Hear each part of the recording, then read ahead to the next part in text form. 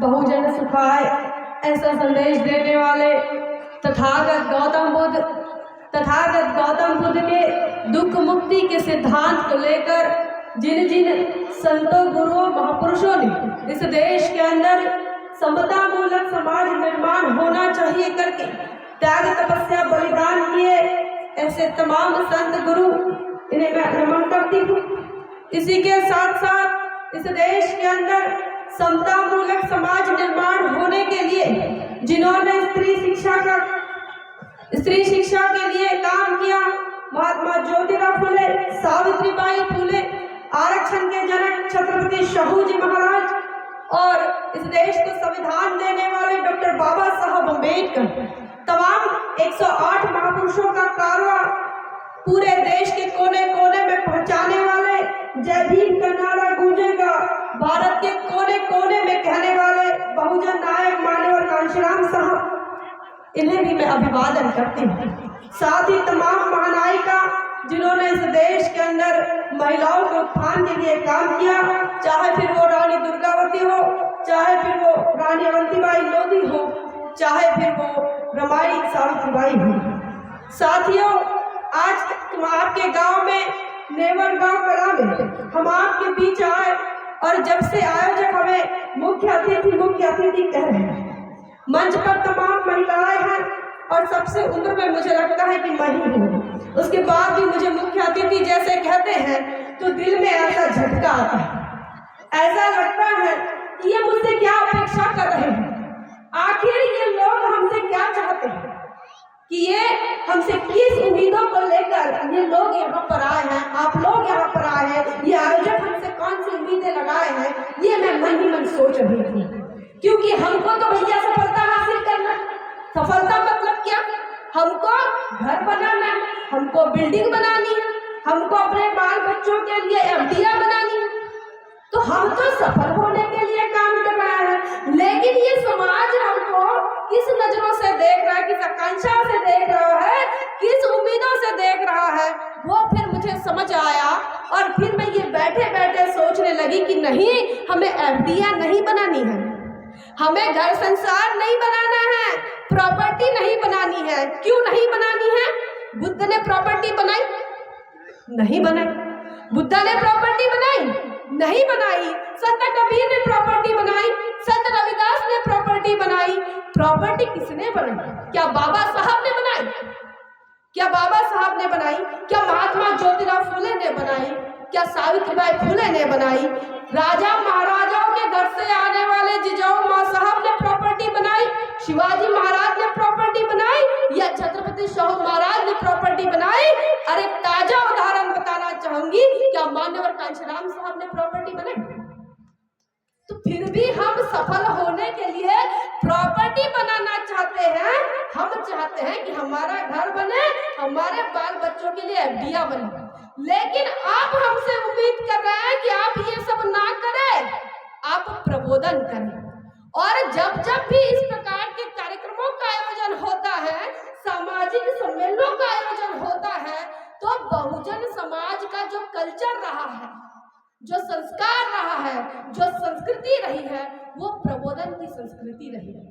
चाहे फिर वो बुद्धा से ले लो, बाबा साहब बुद्धा के प्रबोधन को लेकर क्या कहते हैं? बाबा साहब कहते हैं कि बुद्ध के प्रबोधन से जो क्रांति हुई, वो क्रांति कैसे हुई? बुद्धा के प्रबोधन से सिर्फ धार्मिक क्रांति नहीं हुई। धार्मिक क्रांति कैसे होती है? आज के तारीख में धार्मिक क्रांति हम किसको मानते हैं? हमने सफेद वस्त्र पहना, बुद्ध विहार में आए, हमने काली गांठी छोड़ दी, सफेद पहन ली, और भी जो रीति रिवाज है हिंदू धर्म से हम करते थे, उन तमाम चीजों को छोड़ दिया, हल्दी लगाना छोड़ दिया, मांग भरना छोड़ दिया। ये हो गया धार्मिक परिवर्तन आज की तारीख में। बाबा साहब क्या कह रहे हैं? बुद्धा के क्रांति से सिर्फ इतना ही परिवर्तन नहीं हुआ, बल्कि सामाजिक परिवर्तन हुआ। फिर बाबा साहब आगे कहते हैं सिर्फ धार्मिक और सामाजिक परिवर्तन नहीं हुआ, राजनीतिक परिवर्तन हुआ। क्यों बाबा साहब ऐसा कह रहे हैं? तो बाबा साहब आगे लिखते हैं, मैं इसलिए कह रहा हूँ क्योंकि जब मैं इतिहास के पन्ने पलट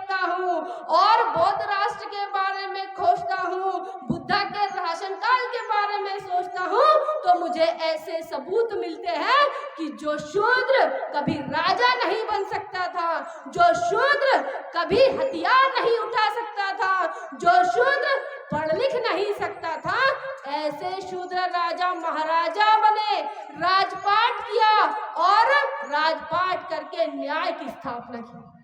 और इसीलिए बाबा साहब कहते हैं कि क्रांति के लिए प्रबोधन होना बहुत जरूरी है। और ये प्रबोधन की जरूरत सिर्फ बहुजन समाज को क्यों है? भैया सवर्ण समाज भी सवर्ण समाज का भी प्रबोधन होना चाहिए। सवर्ण समाज अपने कार्यक्रमों में क्या करता है? सवर्ण समाज अपने कार्यक्रमों में एंजॉय करता है। सवर्ण समाज अपने कार्यक्रमों में क्या करता है? अपने जाति का, अपने धर्म का गुणगान करता है।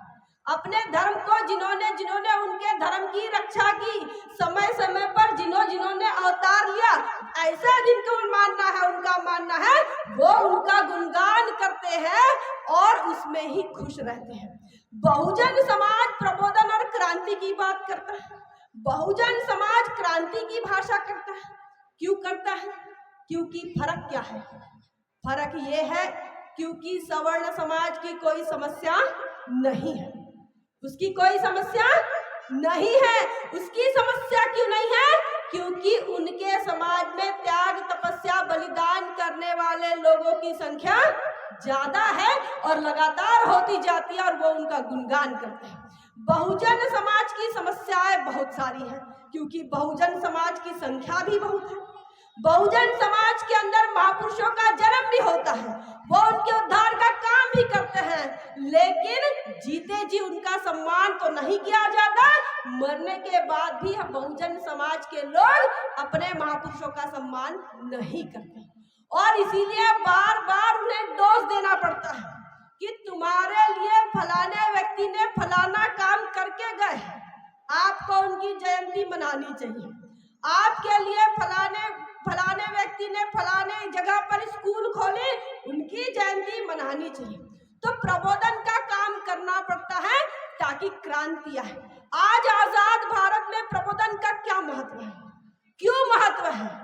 आज देश के अंदर लोकतंत्र है, देश के अंदर लोकतंत्र है और जब हम लोकतंत्र को देखते हैं और पहला पन्ना जब पढ़ते हैं तो हमें उसमें 4 सूत्र दिखते हैं।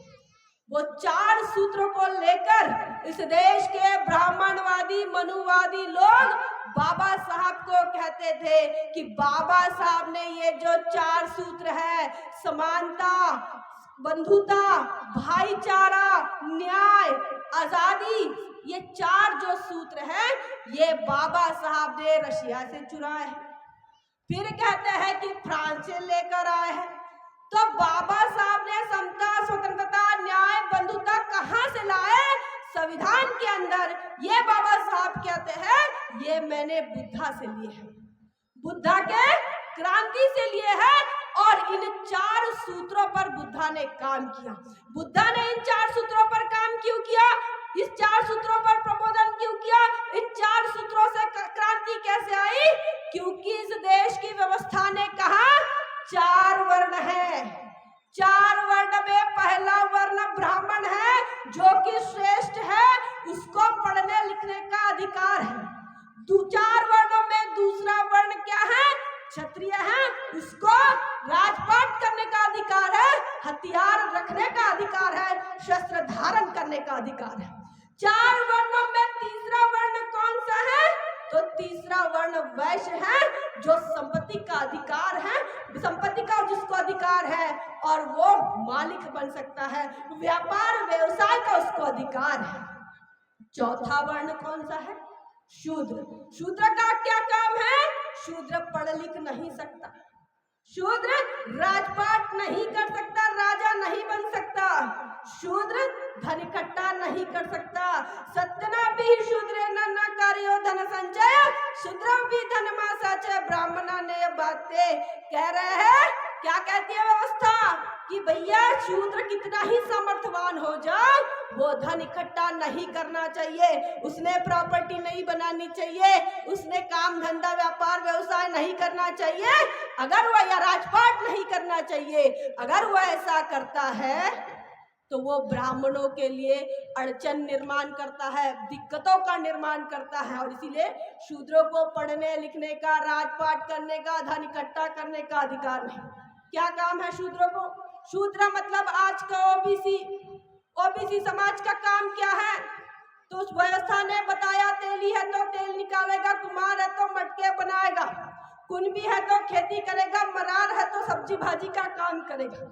इस प्रकार जाति के आधार पर उसको काम करना है, ज्यादा काम नहीं करना है। पढ़ने लिखने के चक्कर में बिल्कुल नहीं जाना है।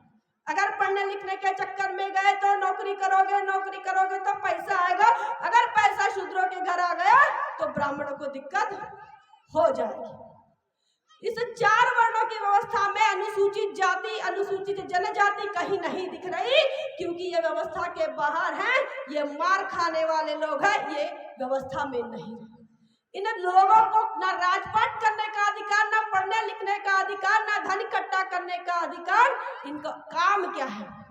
तो अगर किसी बड़े आदमी के घर, पटेल के घर, किसी ब्राह्मण के घर अगर मैयत हो जाती है तो खबर कौन पहुंचाएगा? अनुसूचित जाति का। अगर किसी बड़े आदमी के घर, ऊंची जाति वाले के घर अगर उसने तोता मैना पाला, राघव मैना अगर पाला, तो उसकी देखरेख कौन करेगा? अनुसूचित जाति का। अगर किसी सवर्ण के घर में गाय बैल मरा पड़ा हो तो उसे साफ कौन करेगा? उसे लेकर कौन जाएगा? उसे कौन ढोएगा? तो अनुसूचित जाति के लोग। अगर किसी सवर्ण समाज के घर में टट्टी किसी ने कर लिया, खराब हो गया, साफ कौन करेगा? तो अनुसूचित जाति के लोग।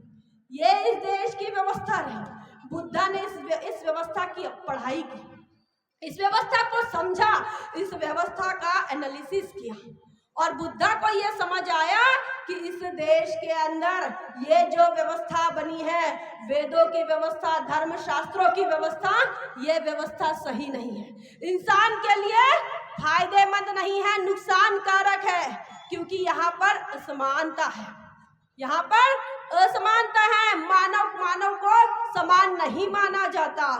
फिर बुद्धा ने एनालिसिस किया, इस व्यवस्था के अंदर आजादी नहीं है, इस व्यवस्था के अंदर किसी को आजादी नहीं है, पढ़ने लिखने की आजादी नहीं है, राजपाट करने की आजादी नहीं है, इस व्यवस्था के अंदर नौकरी पानी करने की आजादी नहीं है, धन इकट्ठा करने की आजादी नहीं है।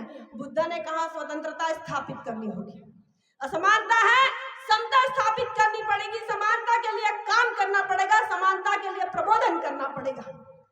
आजादी नहीं है, स्वतंत्रता स्थापित करनी पड़ेगी, उसके लिए काम करना पड़ेगा।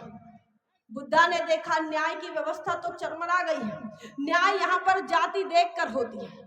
आज भारत का संविधान है, भारत का संविधान कहता है कि कायदे के सामने, कानून के सामने हर कोई बराबर है, लेकिन मनुवादी मनुस्मृति के सामने, मनुवादी व्यवस्था के सामने कोई भी हो, जाति अगर नीच है तो तुम्हारे साथ न्याय नहीं होगा, अगर तुम सवर्ण हो तो ही तुम्हारे साथ न्याय होगा। बुद्धा ने कहा यह व्यवस्था सही नहीं है, न्याय की स्थापना करनी पड़ेगी। न्याय के नाम पर यहाँ पर जाति के आधार पर अन्याय हो रहा है। बुद्धा ने चौथी बात बताई, यहाँ पर जाति जाति में ही टुकड़े हैं और इनमें भाईचारा नहीं है। एक जाति का दूसरी जाति के व्यक्ति को नीच मानता है और अपने आप को श्रेष्ठ मानता है।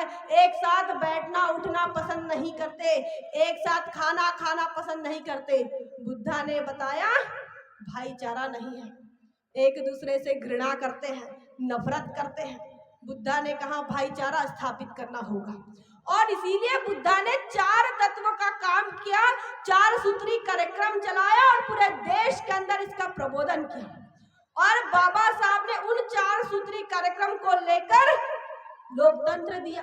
लोकतंत्र में 4 सूत्री कार्यक्रम के आधार पर समाज के अंदर समानता, समाज के अंदर आजादी, स्वतंत्रता कायम करने के लिए, न्याय कायम करने के लिए, भाईचारा कायम करने के लिए बाबा साहब ने कहा लोकतंत्र के लिए 4 पिलर मैं दे रहा हूं। इन 4 पिलर पर तुमको अपनी भागीदारी सुनिश्चित करनी होगी। मान्यवर कांचीराम साहब ने भी नारा लगाया, जिसकी जितनी संख्या भारी उसकी उतनी भागीदारी। बाबा साहब ने कहा अपनी भागीदारी लोकतंत्र में आपको सुनिश्चित करनी होगी। कौन से 4 पिलरों पर आपको आपकी भागीदारी सुनिश्चित करनी होगी? तो बाबा साहब का कहना है लोकतंत्र का पहला पिलर संसद है, पार्लियामेंट है। इस देश के अंदर पार्लियामेंट पर आपको कब्जा करना पड़ेगा। पार्लियामेंट जो कि दिल्ली में है और उस दिल्ली में बाबा साहब का स्टैचू है पार्लियामेंट के बाहर। अभी तो खैर नई पार्लियामेंट बन गई, पुरानी पार्लियामेंट की बात कर रहे हैं। बाबा साहब का स्टैचू है, स्टैचू के नीचे एक थॉट लिखा है, बाबा साहब का विचार लिखा हुआ है। क्या लिखा हुआ है? Capture the table of power for your emancipation. मतलब सत्ता के मंदिर पर कब्जा करो ताकि तुम्हारी संपूर्ण मुक्ति हो जाए।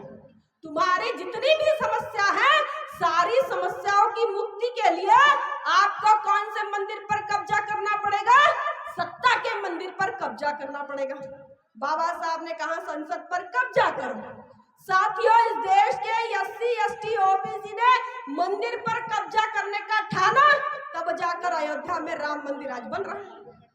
ठाना होगा तभी तो इस देश के अंदर बीजेपी ने पूरी ताकत कहाँ लगाई? मंदिर बनाने के लिए लगाई। बाबा साहब ने कहा सत्ता के मंदिर पर कब्जा करो। हमारे लोगों ने चौकों में, बुद्ध विहारों में झंडे गाड़ कर वहां पर कब्जा करना शुरू किया। हमारे लोगों ने मंदिर, मस्जिद, गुरुद्वारों पर कब्जा करना शुरू किया, लेकिन जहां पर बाबा साहब ने कहा था वहां पर नहीं किया। और आज आपके सामने सारा चित्र है। इस देश के अंदर 50 साल तक कांग्रेस ने राज किया, लेकिन बाबा साहब के संविधान के तहत काम नहीं किया। संविधान को अमल में ही नहीं लाया 50 साल तक। ये हम क्यों कर रहे हैं? क्योंकि इस देश के अंदर अनुसूचित जाति की हालत, इस देश के अंदर OBC की हालत, इस देश के अंदर अनुसूचित जनजाति की हालत, ट्राइबल्स की हालत, इस देश के अंदर माइनॉरिटीज की हालत अगर आप देखें तो ये 50 सालों में खराब हुई। जितनी गरीबी अंग्रेजों के शासनकाल में नहीं थी, उससे ज्यादा गरीबी इस कांग्रेस के सरकार में आई। गरीबी हटाओ का नारा कांग्रेस ने दिया, लेकिन इस देश के अंदर BPL के कार्ड धारकों की संख्या बढ़ती गई। ये कांग्रेस की देन रही। बाबा साहब ने कहा सत्ता के मंदिर पर कब्जा करो। हमारे लोगों ने मावा कांग्रेस कह कर कांग्रेस की सरकारें 50 साल तक बनाई। जय भीम बोल कर कांग्रेस की सरकार हमारे लोगों ने बनाई, लेकिन हमारे लोगों की समस्या नहीं सुलझी। फिर बाबा साहब के लोकतंत्र का दूसरा पिलर क्या आता है? विधायिका। संसद के बाद आती है कार्यपालिका। बाबा साहब ने कहा पढ़ो, लिखो, संगठित हो जाओ, संघर्ष करो। बाबा साहब कहते हैं कि पढ़ लिख कर संघर्ष करना है। हमारे लोगों ने बाबू चपरासी बनने की होड़ लगाई, हमारे लोगों ने शिक्षक बनने की होड़ लगाई, लेकिन जहां पर पॉलिसी बनाई जाती है, जहां पर निर्णय लिए जाते हैं, आपके लिए योजनाएं बनाई जाती हैं, उस योजना का हिस्सा हमारे लोग नहीं बन पाए।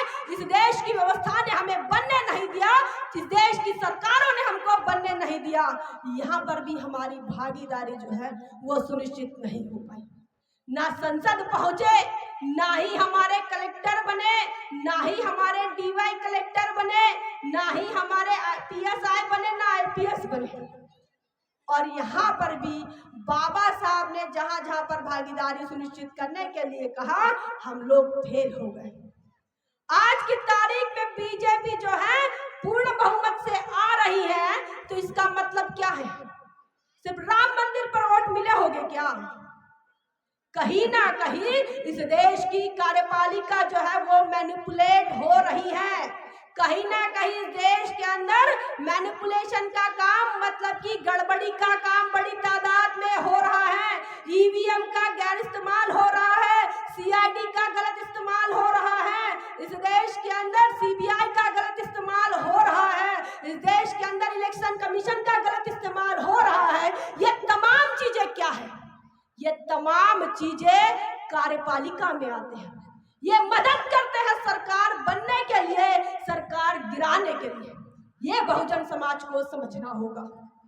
लोकतंत्र का तीसरा पिलर क्या है? जुडिशरी, मतलब कि न्यायपालिका। बाबा साहब को लगा मेरा समाज तो भोला भाला है, इनके वोट खरीदे जा सकते हैं, खरीदी बिक्री इनके वोटों की हो सकती है, तो ये शायद संसद तक ना पहुंचे। हमारे लोग गरीब हैं, हमारे लोग जाति के आधार पर इनके साथ उत्पीड़न होता है, भेदभाव होता है। ये स्कूल कॉलेज में जाएंगे तो इनको जो मास्टर है जाति के आधार पर उत्पीड़ित करेगा। अगर जो होशियार छात्र होगा उसको पास नहीं करेगा, अगर वो होशियार छात्र होगा कलेक्टर बनने की ओर में जाएगा, उसे इंटरव्यू में अटका देगा। बाबा साहब को लगा संसद में जाने से रोक सकते हैं, बाबा साहब को लगा कार्यपालिका में जाने से रोक सकते हैं। अगर इनको न्याय नहीं मिला तो ये न्यायपालिका जाना चाहिए, तो यहाँ पर भागीदारी सुनिश्चित करना चाहिए। साथियों, मैं आपको बता दूं, आज की तारीख में बहुजन समाज के जजों की संख्या अगर सुप्रीम कोर्ट में देखो तो 5 से ज्यादा नहीं है। बहुजन समाज के, उसमें भी आदिवासी तो 0 है। अगर आदिवासी समाज की इतनी सारी समस्या देश के अंदर है, चाहे वो FDI के नाम पर ले लो, सेज के नाम पर ले लो या डेवलपमेंट के नाम पर ले लो, तो सारे मामले जो है वो ब्राह्मण जज हैंडल करते हैं। और अंग्रेजों का क्या कहना था कि ब्राह्मणों के अंदर न्यायिक चरित्र नहीं है, वो न्याय नहीं दे सकते। लेकिन सर्वोच्च न्यायालय और उच्चतम न्यायालय तमाम देश के अंदर, तमाम राज्यों के अंदर देखो तो द्विवेदी, अभी नया कल का रिजल्ट बता रही हूँ उत्तर प्रदेश का कल का रिजल्ट है, द्विवेदी, मिश्रा, पांडे, ये लोग जो है ये टॉप की रैंक में दिख रहे हैं, जजों की टॉप की रैंक में। यहाँ पर कहीं पर भी बहुजन समाज के लोग, चाहे फिर वो शेड्यूल कास्ट के हो, चाहे वो शेड्यूल ट्राइब के हो, चाहे फिर वो OBC समाज के हो, उनकी संख्या 0 है, नगण्य है। नितिन मेश्राम एक सुप्रीम कोर्ट में वकील है और वो हमेशा एक बात कहते हैं, वो क्या कहते हैं? हर पहला जज दूसरे जज का मामा है, हर पहला जज दूसरे जज का मामा है, और अगर उसका मामा नहीं तो उसका चाचा है। नितिन मेश्राम ये कहते हैं क्योंकि उनका कहना यह है कि सुप्रीम कोर्ट के अंदर जो जज बन रहे हैं वो जान पहचान से बनते हैं। मतलब अगर मैं जज बनूंगी तो मैं अपने भाई के बेटे को जज बनाऊंगी, अगर मैं जज बनूंगी अपने बहन के बेटे को जज बनाऊंगी। ये सिफारिशों से ही जज बना जाता है, और इसीलिए शेड्यूल कास्ट, शेड्यूल ट्राइब और OBC की संख्या जजों में नहीं है, न्यायपालिका में नहीं है। फिर क्या होता है? तो बिल्किस बानो एक महिला है, मुस्लिम महिला, जो कि गुजरात के दंगों में जिसके साथ में सामूहिक बलात्कार होता है। सामूहिक बलात्कार करने वाले लोग कौन हैं? जिन्हें इस देश के सवर्ण कहते हैं, जिनका चरित्र बड़ा अच्छा है ऐसा कहते हैं, वो ब्राह्मण। तमाम ब्राह्मणों ने उनके साथ सामूहिक बलात्कार किया, बिल्किस बानो के साथ। बिल्किस बानो की छोटी सी नन्ही सी बच्ची को पत्थर पर पटककर सर फोड़ दिया, मार दिया। और उस समय बिल्किस बानो खुद गर्भवती थी। गर्भवती बिल्किस बानो पर सामूहिक बलात्कार करने वाले ब्राह्मणों को आजादी के 75 वर्ष पूरे होते हैं, तो अब न्यायिक प्रक्रिया बता रही हूँ देश की। न्यायिक प्रक्रिया में क्या कहा जाता है? ब्राह्मण है, अच्छा चरित्र है, और इसीलिए उन्हें बाइज्जत बरी कर दिया जाता है। जब वो छूट कर आते हैं जेल से, रिहा होकर आते हैं, तो उनके लिए ढोल ताशे और मंचिया कार्यक्रम लगाकर उनका स्वागत किया जाता है। ये न्याय व्यवस्था है, इस देश की न्याय व्यवस्था है। बाबा साहब ने कहा था आप न्याय के लिए न्यायपालिका में जाना, लेकिन जब आप न्यायपालिका गए, बिल्किस बानो जैसी गर्भवती महिला के साथ दुष्कर्म होता है, और सामूहिक दुष्कर्म करने वालों को कहते हैं कि इनका चरित्र अच्छा है। कौन सी किताब में लिखा है कि दुष्कर्म करने वाला, सामूहिक बलात्कार करने वालों का चरित्र अच्छा होता है? लेकिन इस देश की जुडिशरी, इस देश की न्यायपालिका और न्यायपालिका में बैठे सवर्ण जजों का ये कहना है कि उनका चरित्र अच्छा है, चरित्र अच्छा था तो दुष्कर्म क्यों किया? सवाल पूछोगे आप, सवाल पूछोगे तो इसका मतलब आप देशद्रोही हैं। आप देशद्रोही है, सवाल नहीं करना है देश के अंदर। इसलिए जो हो रहा है उसे चुपचाप देखिए। बाबा साहब ने कहा चौथा पिलर मीडिया है, प्रचार तंत्र, और काफी समय से कह रहे हैं कि मीडिया से है, बहुजन मीडिया से मैं आती हूँ। साथियों, मैं इस देश के अंदर ब्राह्मणवादी मनुवादी व्यवस्था के खिलाफ लगातार कई सालों से बातचीत कर रही हूँ और काम कर रही थी। जब मुझे यह समझ आया कि इस देश के अंदर अगर आप संसद की बात करोगे तो आपकी नेता को दौलत की बेटी कहा जाएगा, अगर आप संसद की बात करोगे तो आपकी नेता को चोर कहा जाएगा, अगर आप संसद की बात करोगे तो आपके लिए सीआईडी खड़ी है, अगर आप संसद की बात करोगे तो आपके लिए सीबीआई खड़ी है, अगर आप संसद की बात करोगे तो संपत्ति की बात खड़ी है, अगर आप संसद की बात करोगे तो आपकी नेता ने जो काम किया उस नेता का काम नहीं गिनाया जाएगा, उस नेता का अपमान किया जाएगा। आप देखो आरजेडी के लालू प्रसाद यादव जो हमेशा एक किताब लेकर टीवी पर आते थे, बंच ऑफ थॉट, ओबीसी समाज से आते हैं। बंच ऑफ थॉट आरएसएस के हेडगेवार की लिखी हुई किताब है और उस किताब के अंदर इस देश के लिए खतरनाक बातें लिखी हुई हैं, इस देश के भाईचारा के लिए खतरनाक बातें लिखी हुई हैं। वो तमाम बातों को लेकर लालू प्रसाद यादव बात करते थे। लालू प्रसाद यादव कौन बन गए? चोर, चारा चोर। कौन से चोर? चारा चोर। और कौन बताता है ये इस देश का मीडिया बताता है, इस देश का मीडिया बताता है। लालू प्रसाद यादव ने मान्यवर कांशीराम साहब के साथ मिलकर सामाजिक परिवर्तन के आंदोलन को समझा और बिहार में अपनी सरकार बनाई, लेकिन और जब वह रेल मंत्री बने तो रेलवे को फायदा करवाया, नुकसान नहीं करवाया। रेलवे का प्राइवेटाइजेशन नहीं किया, सरकारी क्षेत्र से चलाया और हर साल 1 रुपया कम किया। लेकिन उनको क्या कहा जाता है? ओबीसी नेता को चारा चोर। इस देश के अंदर आप अपनी नेता को बहन जी कहते हैं, लेकिन इस देश का मीडिया आपकी नेता को बहन जी नहीं कहता, बसपा सुप्रीमो कहता है। सुप्रीमो का मतलब विलन होता है, लेकिन इस देश की मीडिया आपको बताता है सुप्रीमो है। फिर इस देश का मीडिया कहता है वो दलित की बेटी नहीं, वो दौलत की बेटी है। तो इस मीडिया ने जैसा प्रचार तंत्र करना शुरू किया, आपकी नेता को बदनाम करने का काम शुरू किया। हमको लगा कि मीडिया के अंदर बात करना जरूरी है, बोलना जरूरी है, और जब बोलने के लिए हमने सोचा कि हमने भी एक मोबाइल पकड़ा, हमने भी एक माइक पकड़ा और हमने भी शुरू किया, तब हमको समझ आया कि इस देश के अंदर जो मीडिया है वो हमको टिकने नहीं देगा। इस देश का मनुवादी मीडिया हमको टिकने नहीं देगा। क्यों नहीं टिकने देगा? क्योंकि हम अकलियतों की बात करते हैं, हाशिए पर रहे समाज की बात करते हैं, हम जालौर के हत्याकांड की बात करते हैं, हम इंदर मेघवाल की बात करते हैं, हम जितेंद्र मेघवाल की बात करते हैं, हम रोहित वेमुला की बात करते हैं, हम बीबीसी डॉक्यूमेंट्री की सवाल पूछते हैं, हम बिल्किस बानो पर सवाल पूछते हैं।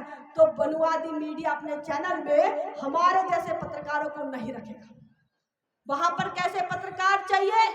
योगी मोदी का गाना गाओ, योगी मोदी के डिजिटल इंडिया का गाना गाओ, योगी मोदी के मंदिर की बात बताओ, योगी मोदी की हर चीज अच्छी बताओ, तब जाकर आपको मेन स्ट्रीम का मीडिया चैनल में रखेगा, आपको काम करने देगा। अभी एक वेद प्रकाश है, बिहार के पत्रकार हैं, उनसे बातचीत हुई, मैंने कहा, और इन तमाम लोगों ने विद्रोह किया, अपने अपने अखबार वालों से, अपने अपने चैनल वालों से विद्रोह करके वो लोग सोशल मीडिया पर आकर अपनी खबर चला रहे। और ये खबर चलाते हुए हमको ये समझ आया कि हमारे महापुरुषों ने अखबारों को और मीडिया को कितना महत्व दिया, और अगर ऐसा नहीं होता तो लोकतंत्र का चौथा स्तंभ मीडिया भी नहीं होता। इस देश के अंदर जब उत्तर प्रदेश उत्तर प्रदेश में, क्योंकि मैं उत्तर प्रदेश से आई हूँ और इसलिए बार बार मैं अपने उत्तर प्रदेश से ही उदाहरण दे रही हूँ। लखनऊ में बहन जी के शहर से आई हूँ और वहाँ के उदाहरण मैं आपको दे रही हूँ।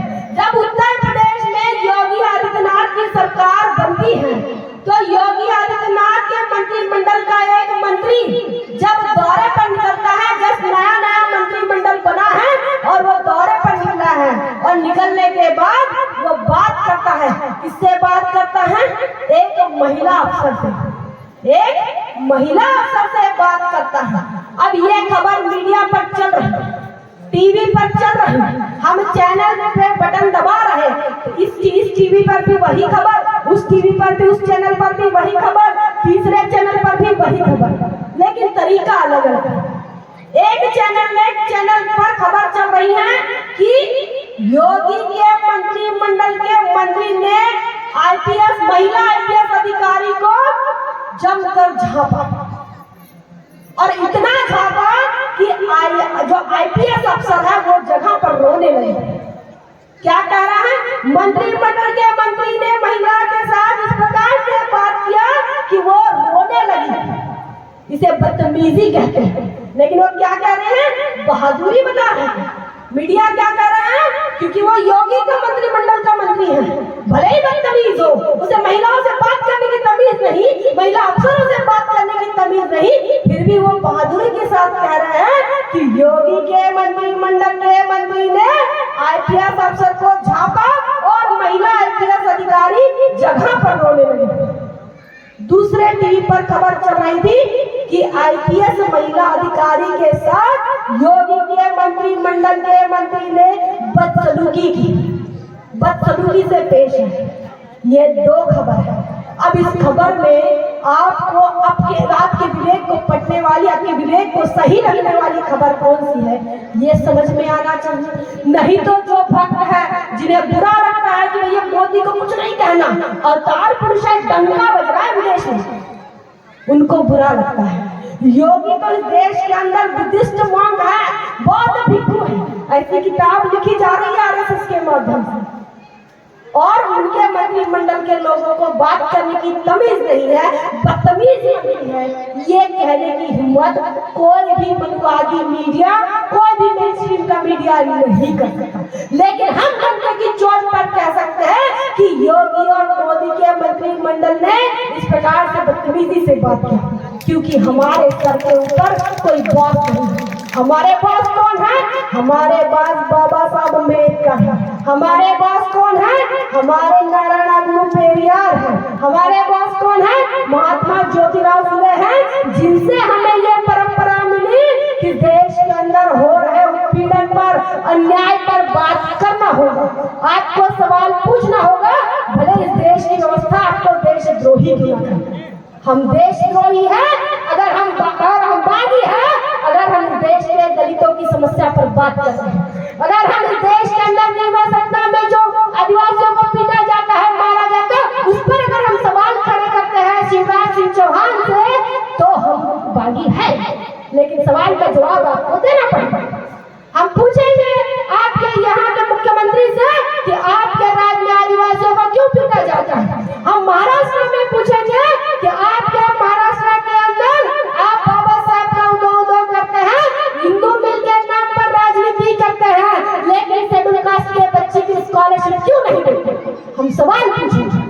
हम उत्तर प्रदेश में जाएंगे, उत्तर प्रदेश में योगी आदित्यनाथ से सवाल करेंगे कि योगी आदित्यनाथ के शासनकाल में क्यों बीबीएयू के अंदर बाबा साहब भीमराव अम्बेडकर यूनिवर्सिटी के अंदर एक एबीवीपी की छात्रा बाबा साहब की तस्वीर को पैर से रोकने की बात करती है, फिर भी उस पर कोई कार्रवाई क्यों नहीं होती। हम सवाल करेंगे। हम इस देश के अंदर मीडिया में इसलिए आए हैं कि हम बहुजन मीडिया तैयार कर सके। महाराष्ट्र के अंदर ये काम कोई नहीं कर पाया है और हमारी पूरी जिंदगी शुरू हो चुकी थी पहले ही पता। शादी 5 साल पहले हो गई, 11 महीने की मेरी बेटी है, नौकरी करते थे, मेरे पति सब कुछ सही चल रहा था, लेकिन कीड़ा दिमाग में आया कि मूक नायक इस देश के अंदर बाबा साहब ने चलाया, जनता चलाया, प्रबुद्ध भारत चलाया, हम इस देश के शासन करती जमात का राज चलाया, महात्मा ज्योतिबा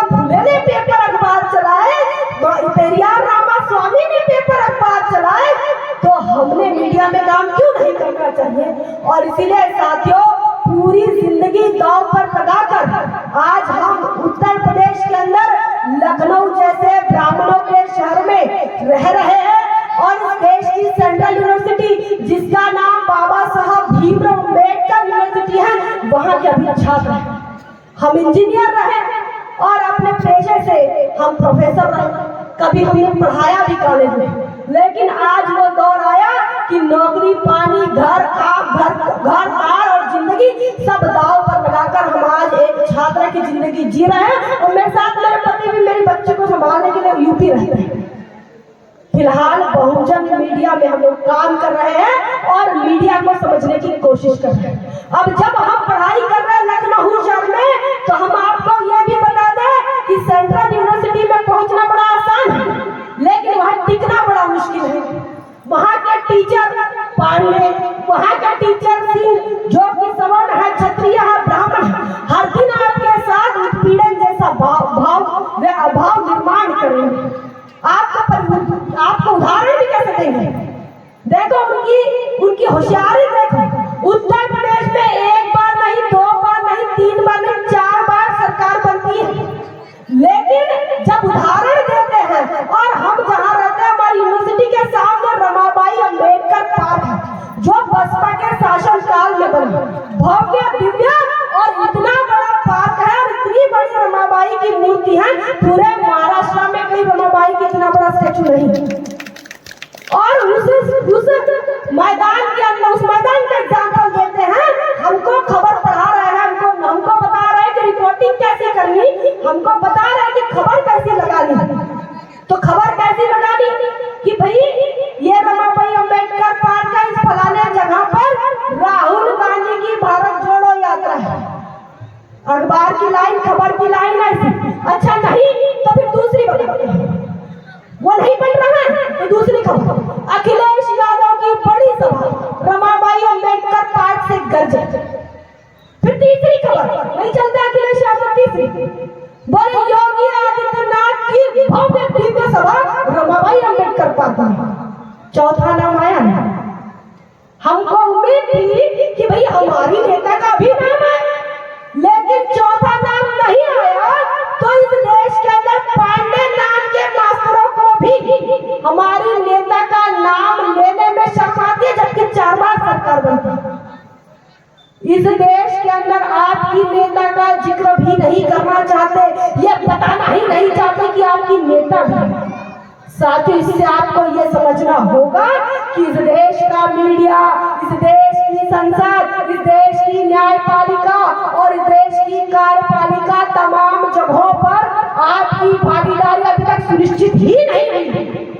आपकी भागीदारी सुनिश्चित नहीं हुई है और इसीलिए आप समस्याग्रस्त हैं। राजा श्री छत्रपति साहू जी महाराज कहते हैं, जिस समाज का राजा होता है वो समाज ताजा होता है, जो समाज ताजा नहीं होता वो समाज बासी हो जाता है। जिस प्रकार बासी खाना किसी काम का नहीं होता, उस प्रकार से बासी समाज भी किसी काम का नहीं होता। अगर 10 से 20 साल तक किसी समाज की भागीदारी किसी क्षेत्र में रोक दो तो उस समाज का खत्म हो जाता है, वो समाज जो कोलैप्स हो जाता है, वो समाज डाइल्यूट हो जाता है, नामो निशान मिट जाता है। साथियों, वक्त गया नहीं है, लोकतंत्र अभी जिंदा है और अभी भी हम अपनी भागीदारी सुनिश्चित कर सकते हैं। हर 5 साल में चुनाव आते हैं, हर 5 साल में हमारा बेटा जवान होता है, हर 5 साल में हम अपने बच्चों को आगे पढ़ाने की तैयारी करते हैं। तो हम आने वाले समय में हमने इस देश के अंदर केंद्रीय विश्वविद्यालयों में कब्जा करना चाहिए। केंद्रीय विश्वविद्यालय में सबसे पहले क्या होता है, खर्चा कम लगता है, खर्चा नहीं लगता, मुफ्त में पढ़ाई होती है। लेकिन हमारे लोग जो है बालाघाट पढ़ने जाएंगे, गोंदिया पढ़ने जाएंगे, ज्यादा से ज्यादा नागपुर, महाराष्ट्र के लोग नागपुर और इधर के लोग भोपाल, इंदौर, जबलपुर। लेकिन पूरे महाराष्ट्र में ही नहीं, मध्य प्रदेश में भी अभी तक एक भी केंद्रीय विश्वविद्यालय नहीं। बाबा साहब को भी जब केंद्रीय विश्वविद्यालय मिलने का मौका मिला तो बाबा साहब ने कहा उस समय कि भाई मुझे इस देश की शिक्षण व्यवस्था पर भरोसा नहीं है, हमने अपने बच्चों को बाहर पढ़ने भेजना चाहिए। और कुछ लोगों को बाबा साहब ने पैसा लगाया, ब्रिटिश गवर्नमेंट से लोन लिया, पैसा लगाया, बाहर भेजा, कहा ये लोग लायक बनकर आएंगे और यहाँ पर कुछ काम करेंगे ताकि लोकतंत्र के चारों पिलर को मजबूती मिले। लेकिन वो यहाँ आते हैं, सफल होकर आते हैं, प्रॉपर्टी बनाकर आते हैं, बीवी बनाकर आते हैं, शादी करते हैं, घर बार करते हैं, वास्तु करते हैं बहुत बड़ा, बाबा साहब को बुलाते हैं। बाबा साहब कहते हैं, अरे भगवान ये मैंने किसके ऊपर पैसे खर्चा कर दिया, मैंने इनको लायक बनाने के लिए भेजा, ये नालायक बनकर आ गए। लेकिन आज की तारीख में अगर हम अभी ठान ले SC ST OBC के बच्चों को, आप अपने बच्चों को केंद्रीय विश्वविद्यालय भेजने की तैयारियां करें। ये इसलिए तैयारियां करनी पड़ती है क्योंकि सबसे ज्यादा जाति के आधार पर आपके बच्चों का उत्पीड़न कहाँ होता है, केंद्रीय विश्वविद्यालय में होता है। अभी तारीख 26 तारीख की बात बता रहे हैं, 26 जनवरी को आपके ये कार्यक्रम के लिए हम 26 जनवरी को ट्रेन में बैठे और 27 जनवरी को शाम को गोंदिया पहुंचते हैं। और उसी दिन 26 जनवरी को BBAU के अंदर बाबा साहब भीमराव अम्बेडकर यूनिवर्सिटी के अंदर एक बड़ा बवाल हुआ। क्या बवाल हुआ? 26 जनवरी को बाबा साहब अम्बेडकर इनके संविधान का गौरव करने का दिन रहा, लागू करने का दिन रहा। तो अनुसूचित, अच्छा उसमें रिजर्वेशन क्या है? क्योंकि बाबा साहब भीमराव अम्बेडकर यूनिवर्सिटी के पीछे एक इतिहास है। इतिहास क्या है? महाराष्ट्र में लोग नारे लगा रहे थे कि मराठवाड़ा यूनिवर्सिटी को बाबा साहब अम्बेडकर का नाम दो। मान्यवर कांचीराम साहब आंदोलन चला रहे थे DS4 और बामसेफ के माध्यम से। मान्यवर कांचीराम साहब ने नारा लगाया, हम सरकार बनाएंगे और यूनिवर्सिटी भी बनाएंगे। पहले क्या करना पड़ेगा? सरकार बनाना पड़ेगा और हमको फिर यूनिवर्सिटी बनाना पड़ेगा। महाराष्ट्र के लोगों ने माना नहीं, महाराष्ट्र के लोग कैडर में नहीं गए, लॉन्ग मार्च में गए। महाराष्ट्र के लोग लॉन्ग मार्च में गए और जय भीम करते हुए औरंगाबाद पहुंचे, लाठियां खाई, गोलियां खाई और मर गए। 15 साल तक ये आंदोलन चला। मान्यवर कांचीराम साहब ने 15 साल तक DS4 और बामसेफ के माध्यम से समाज के अंदर जागृति फैलाई। OBC को बताया तुम्हारी जनगणना होना चाहिए, तुम्हारी जनगणना अगर हुई तो बाबा साहब के संविधान के 340 के अनुसार तुमको तुम्हारी भागीदारी नौकरियों में, शिक्षा में मिलेगी। OBC समझ गया, उत्तर प्रदेश यहाँ कर OBC समझ गया। फिर मान्यवर कांचीराम साहब ने अपने प्रबोधन के माध्यम से फिर क्रांति का काम शुरू किया। वहां का आदिवासी समझ गया, दलित समझ गया। महाराष्ट्र के लोगों को कहा सरकार बनाओ, सरकार बनाएंगे, हम खुद अपनी यूनिवर्सिटी बना लेंगे। महाराष्ट्र के लोगों ने कहा चमार क्या बताएगा, चमार क्या बताएगा, हम तो भैया बाबा साहब के खून के लोग। और साथियों, महाराष्ट्र के लोगों ने बात नहीं मानी। 15 साल तक कई युवाओं की जान गई, महिलाओं की जान गई और यह आंदोलन 15 साल तक चला। 3 पंचवार्षिक जाने के बाद भी आज जिनकी अब तक जिनकी सरकार रही महाराष्ट्र में शिवसेना की, वो लोग तो ये कहते थे, अरे घरात नाही पीठ ना कशाला पाहिजे विद्यापीठ, तो तुम्हारे घर में खाने के दाने नहीं है, लाले पड़े हैं और तुमको विद्यापीठ चाहिए, यूनिवर्सिटी चाहिए। ऐसे ये क्या करते, चिढ़ाते थे। और यहाँ महाराष्ट्र में तो सरकार नहीं बन पाई, लेकिन वहां पर सरकार हिलाने के काबिल मान्यवर कांचीराम साहब की लीडरशिप बन गई। और जब सरकार हिलाने के काबिल बन गई तो कांचीराम साहब ने कहा कि हम महाराष्ट्र के अंदर जैसी बाबा साहब के यूनिवर्सिटी के लिए नाम के लिए झगड़ रहा है, हम नई यूनिवर्सिटी खड़ी कर देंगे। कांग्रेस को डर लगा, कांग्रेस को लगा उत्तर प्रदेश भी हाथ से जाएगा, महाराष्ट्र भी हाथ से जाएगा। और ये जो कांचीराम नाम का पंजाब का आदमी कोई चमत्कार कर लेगा, तो तुरंत राजीव गांधी ने एक दाव खेला। क्या दाव खेला? लड़ाई कहाँ चल रही थी? महाराष्ट्र में। काम कहाँ हो रहा था? उत्तर प्रदेश में। लेकिन राजीव गांधी ने जहाँ लड़ाई चल रही थी, जहाँ लोग मर रहे थे यूनिवर्सिटी के लिए, वहाँ यूनिवर्सिटी देना मुनासिब नहीं समझा। क्योंकि यहाँ के लोग मान्यवर कांचीराम साहब के पीछे गए नहीं थे, वो तो जोगेंद्र चौहान की धोती पकड़कर लॉन्ग मार्च में गए थे। तो उसको लगा यहाँ तो कुछ होना नहीं है, यहाँ कांचीराम की नेतागिरी का कुछ होना नहीं है, इनका कहा होगा उत्तर प्रदेश में। तो उसने कहा बाबा साहब की नाम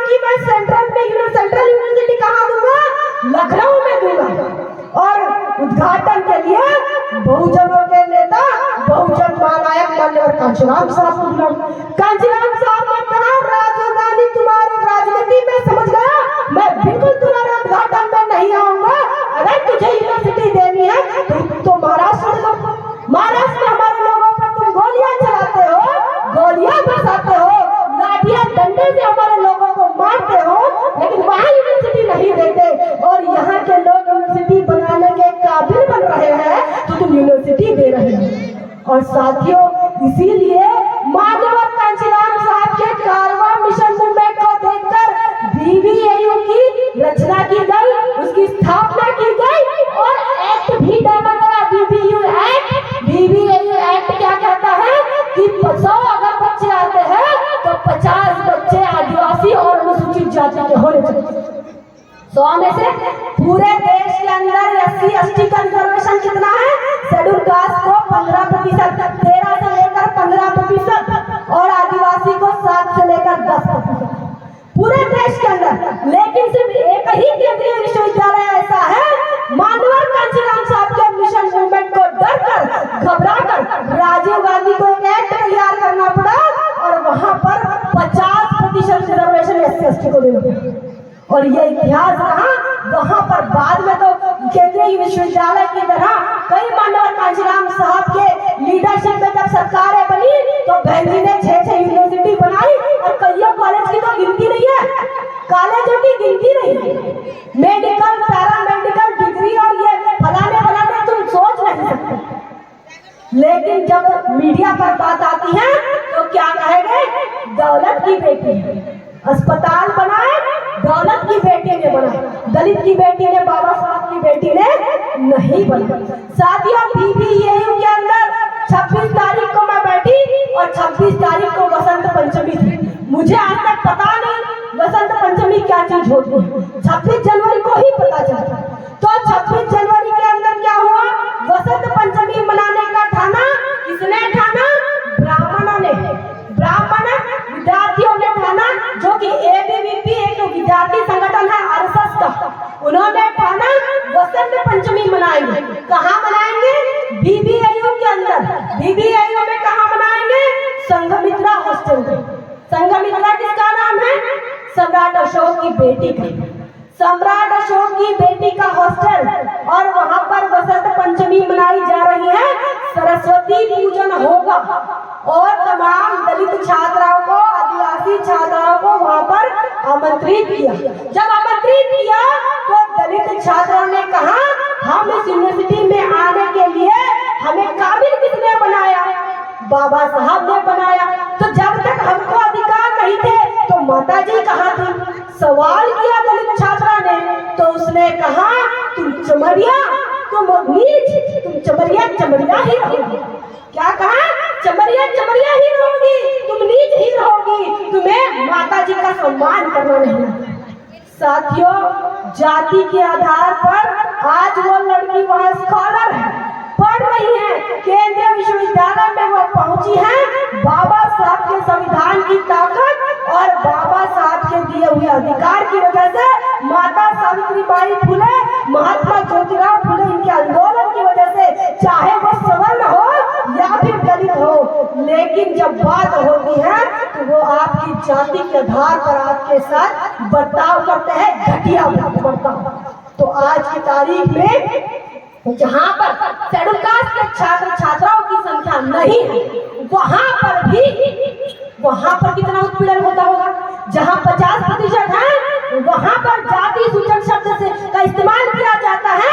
इतना ही नहीं, बाबा साहब की तस्वीर को पैर के तले भी रोक दो, ऐसी भी बात सवर्णों के द्वारा की जाती है। तो इसका मतलब जब तक हम अपनी भागीदारी उन विश्वविद्यालयों में सुनिश्चित नहीं करेंगे, तब तक ये ABVP के जो सवर्ण छात्र हैं उनकी गर्मी नहीं जाएगी, वो हमारे साथ उत्पीड़न करते रहेंगे। तो विश्वविद्यालय में उत्पीड़न, चाहे फिर संसद के अंदर होने वाले, संसद के अंदर रहने वाले MLA MP के द्वारा हो रहा उत्पीड़न, सरकारी उत्पीड़न, चाहे फिर न्यायपालिका के द्वारा होने वाला उत्पीड़न, और चाहे हर तमाम प्रकार का उत्पीड़न अगर आपको खत्म करना है तो आपको संसद पर कब्जा करना पड़ेगा, आपको कार्यपालिकाओं में जाना पड़ेगा, आपको न्यायपालिका में अपनी भागीदारी सुनिश्चित करनी पड़ेगी।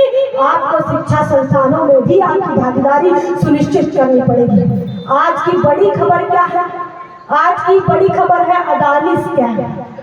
सबसे ज्यादा जो इस देश के अंदर पूरे विश्व में सबसे ज्यादा पैसे वाला आदमी कौन है?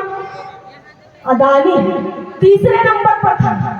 और 80,000 का कर्जा बैंकों ने अडानी को दिया। 80,000 करोड़ का कर्जा अडानी को बैंकों ने दिया।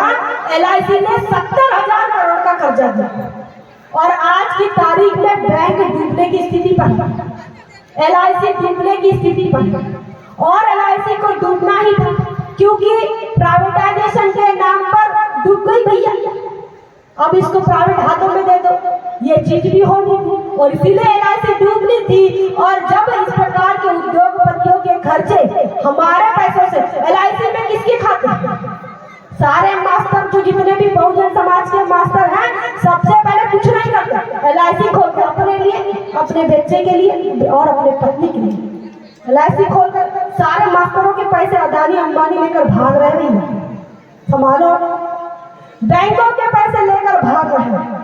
और ये मैं नहीं कह रही हूँ, ये कौन कह रहा है? अमेरिका की एक रिसर्च रिपोर्ट आई, हिडेनबर्ग नाम से एक रिपोर्ट आई और उस रिपोर्ट का ये कहना है कि ये जो अडानी काम कर रहा है ये राष्ट्रद्रोह कर रहा है। हम नहीं कह रहे, अमेरिका की कंपनी कह रही ये अपने देश के साथ गद्दारी कर रहा है। इसके अकाउंट डिफॉल्टर है और इसके अकाउंट में जो पैसे की गड़बड़ियां चल रही है, ये अमेरिका की कंपनी कह रही है। भारत का मीडिया क्या कह रहा है?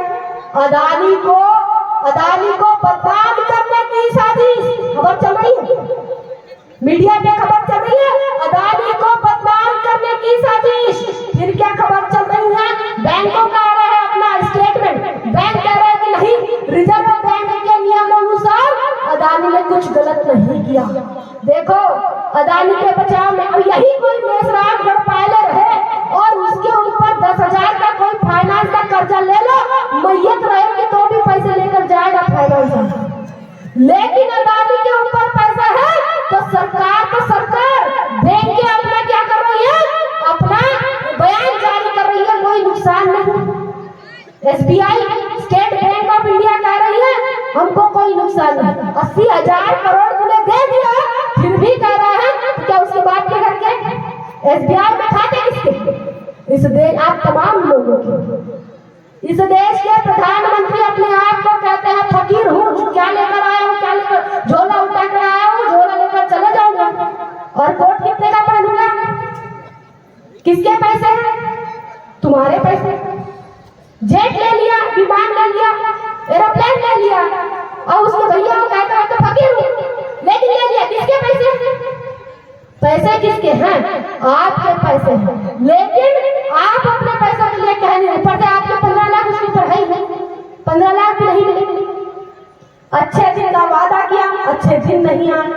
लेकिन इस देश के अंदर बहुजन समाज बातों में आ जाता है, खबरों में आ जाता है और जो भी मनगढ़ंत बातें बताते उस पर आ जाता है।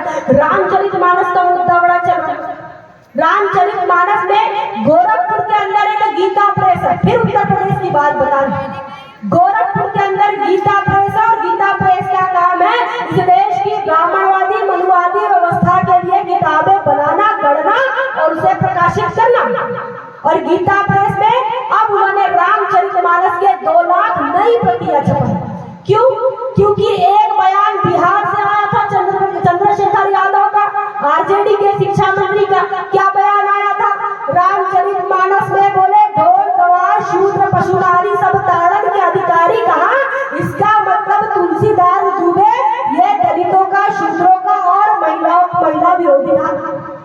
और इसके बाद इसी को किसी ने पकड़ा तो जो इसके पहले बीजेपी में रहे और अभी समाजवादी पार्टी में स्वामी प्रसाद मौर्य ने पकड़ा और वो भी इस बात को बढ़ा रहे हैं कि। और गीता प्रेस ने क्या किया फिर? अरे बोले अब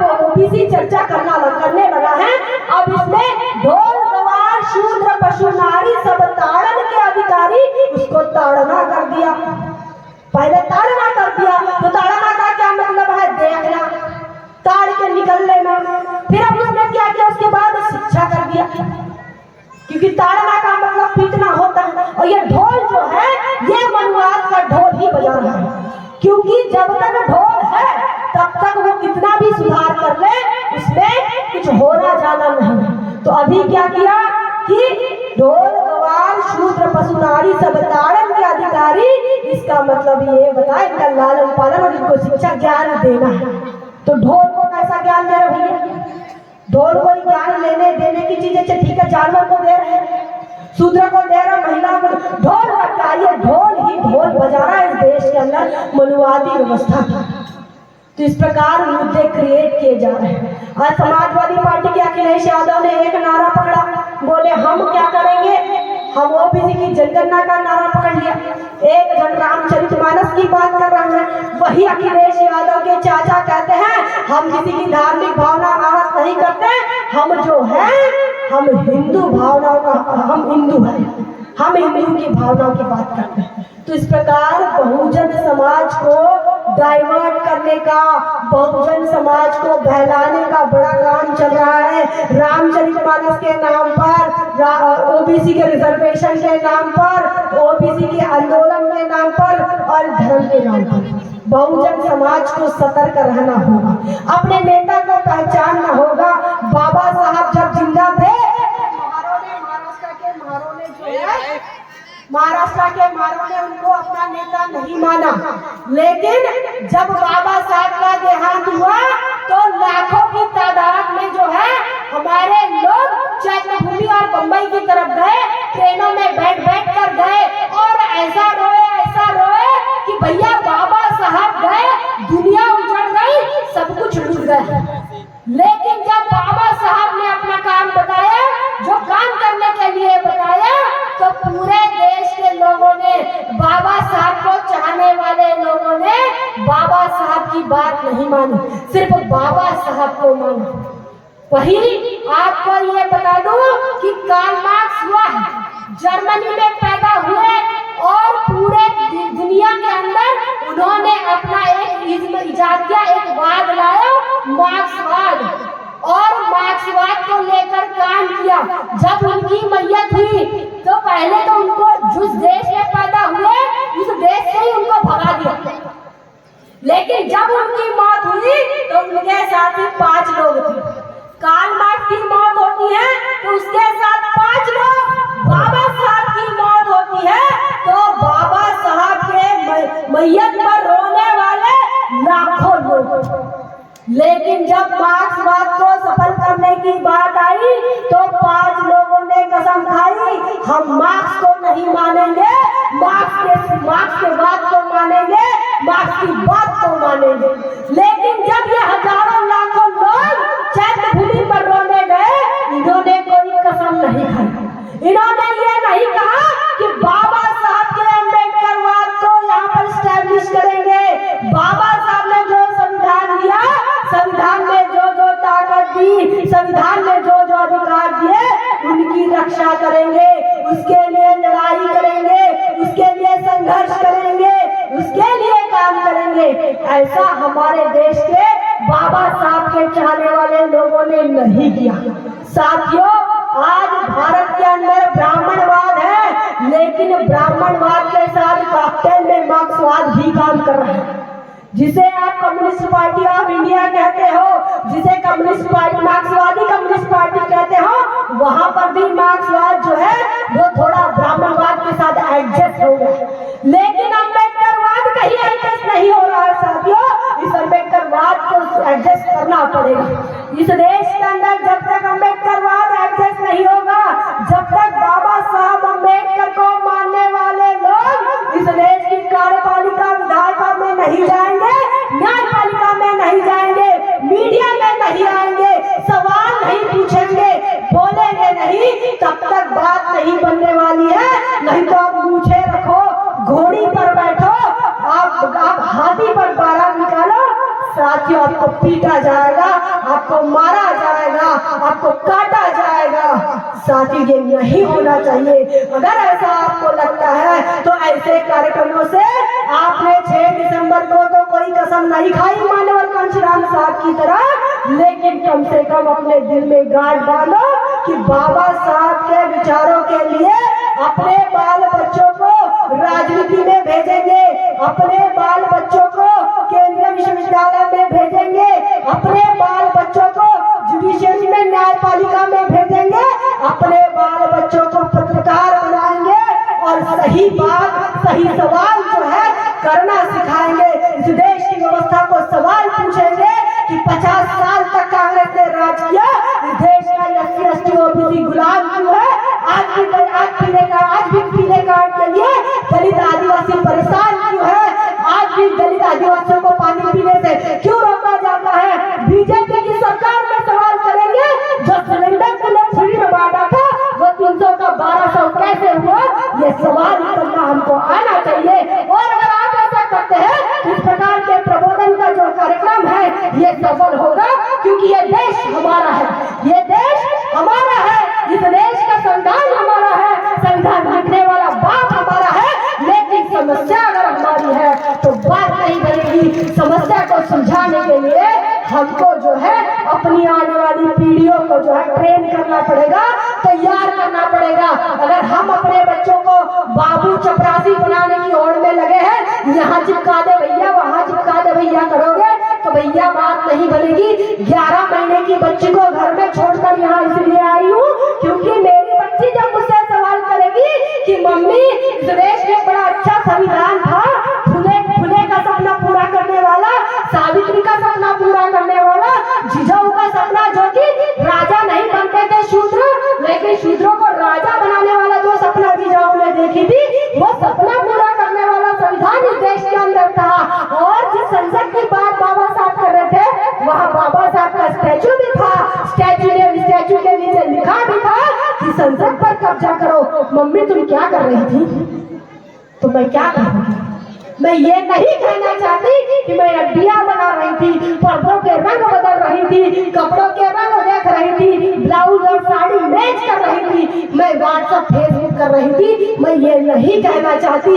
इसीलिए साथियों, बुढ़ापे में भी आज हम यूनिवर्सिटी पहुंचे हैं और वहाँ पर भी मनुवाद के साथ 2-2 हाथ करते हैं और वहाँ पर भी ब्राह्मणवादी व्यवस्था के साथ लड़ रहे हैं। जहाँ जहाँ जाते हैं सरकार से सवाल करते हैं और लोगों की क्या समस्या है वो जानने की कोशिश करते हैं। साथियों, आपने मुझे बहुत बर्दाश्त कर लिया, इतनी ही कहकर, इतना कहकर मैं अपनी बात को विराम देती हूँ। मेरी बात को आप समझोगे, अपनी बात को दिल से लगाओगे, गांठ बांधोगे, इसी आशा उम्मीद के साथ आपसे विदा लेती हूँ। जय भीम, जय भारत, जय संविधान। बहुजन विचारधारा को घर घर तक पहुंचाने के लिए हमारे YouTube चैनल को सब्सक्राइब करें, लाइक करें, कमेंट करें, शेयर करें और बेल आइकन की घंटी दबाना ना भूलें।